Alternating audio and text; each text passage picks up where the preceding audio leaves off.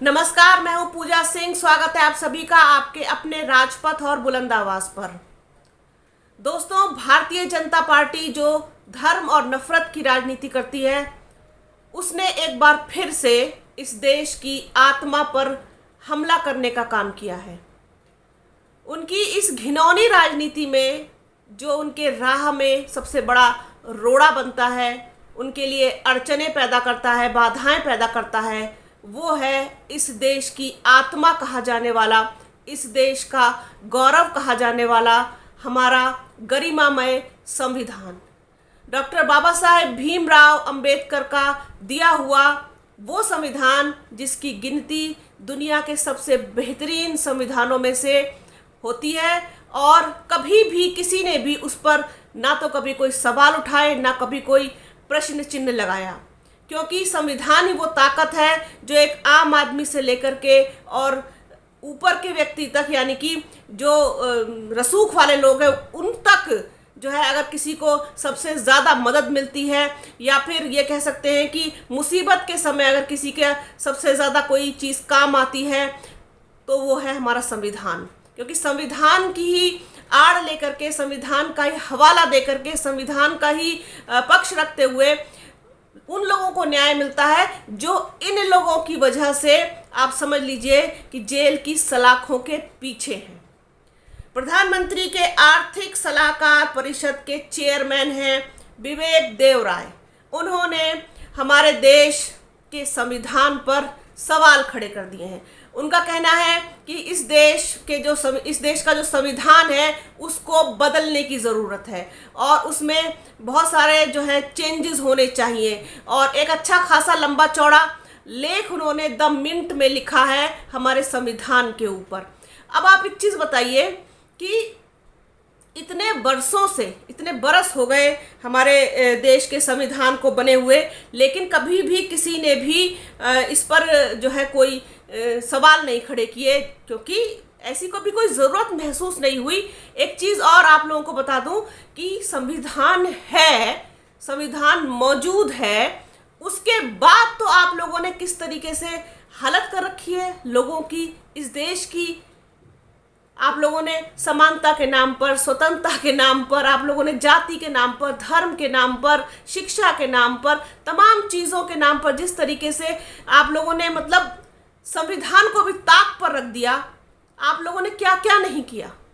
Lynching से लेकर के, और जिन लोगों ने अपने हक की आवाज़ उठाई, हक की लड़ाई लड़ी, उन लोगों को आपने महीनों सालों जेल में सड़ाया। वो भी तब जब संविधान है, जब इसमें अगर आपके हिसाब से परिवर्तन कर दिया जाए, आपके हिसाब से जो है चेंजेस कर दिए जाए, तब तो आप पता नहीं क्या करेंगे। मतलब एक आम आदमी से आप उसका ये अधिकार भी छीन लेना चाहते हैं। और एक चीज़ और बता दूं आपको, ये चीज़ कोई माने ना माने, लेकिन अगर 2024 में मोदी सरकार फिर से आती है, प्रधानमंत्री नरेंद्र मोदी एक बार फिर से प्रधानमंत्री बनते हैं, तो आप ये निश्चित जान लीजिए कि संविधान में ये लोग चेंज करके ही रहेंगे। ये लोग रुकने वाले फिर नहीं हैं। विवेक देव राय क्या कहते हैं कि कुछ संशोधनों से काम नहीं चलेगा, हमें ड्राइंग बोर्ड पर वापस जाना चाहिए और पहले सिद्धांतों से शुरू करना चाहिए। यह पूछना चाहिए कि प्रस्तावना में समाजवादी, धर्मनिरपेक्ष, लोकतांत्रिक न्याय, स्वतंत्रता और समानता जैसे शब्दों का अब क्या मतलब है। हम लोगों को खुद को एक नया संविधान बनाना होगा, और ये जो मौजूदा संविधान है ये 1935 के जो अधिनियम से प्रेरित है। अब आप एक चीज़ बताइए, इन्होंने समाजवादी, धर्मनिरपेक्ष, लोकतांत्रिक न्याय, स्वतंत्रता और समानता की बात जब कही है, कि इसका अब क्या मतलब है, मतलब क्यों नहीं है।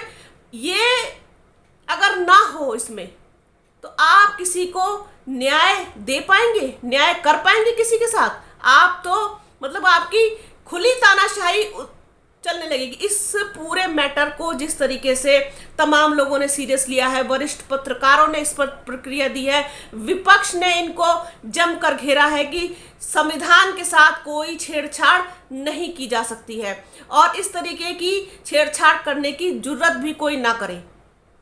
आप एक चीज बताइए, धर्मनिरपेक्षता की ये बात करते हैं, कहीं से कहीं तक भी धर्मनिरपेक्ष हैं? जिस तरीके से धर्म और नफरत की राजनीति करके इन्होंने देश का ये हाल कर दिया, जिस तरीके से कभी लोगों को आप भी देखिए कि समानता का अधिकार दे पाए हैं?